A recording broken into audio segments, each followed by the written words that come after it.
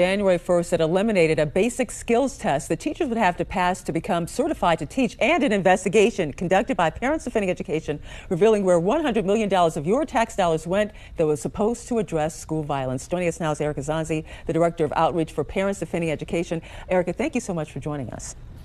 Thanks for having me. Good morning. Good morning. And let's start with this new law in New Jersey that will eliminate the requirement that a teacher candidate complete a basic skills test. Now, when you first hear this, red flags go up.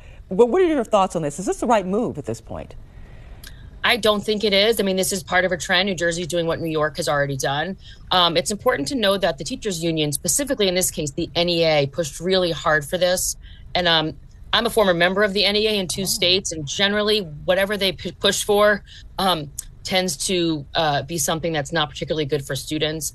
And so really the NEA wants to eliminate all barriers to teaching because that increases their number of dues-paying members.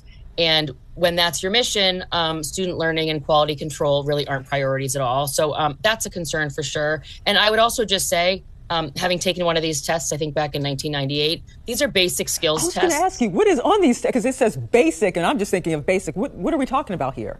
So back when I took it in 1998 in Massachusetts, it was called a communication and literacy test. The test that New Jersey had is called the Praxis. So it included basic literacy, which meant reading, writing, and math. But again, these are low rigor tests. This is not, we're not talking about the LSAT here.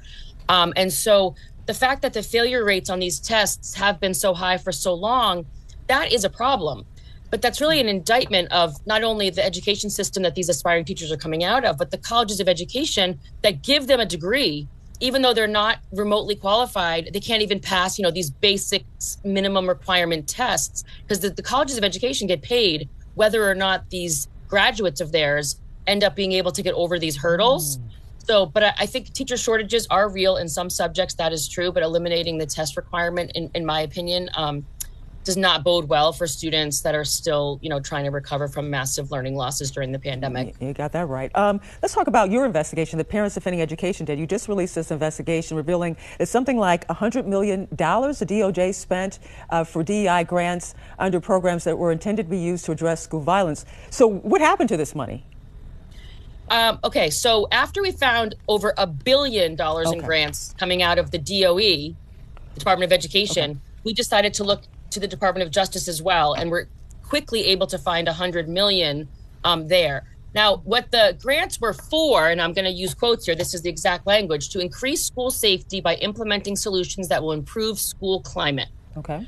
But what we have seen has been the opposite. So we've seen more chaos, more disruption, and more violence, as reported by staff, students, and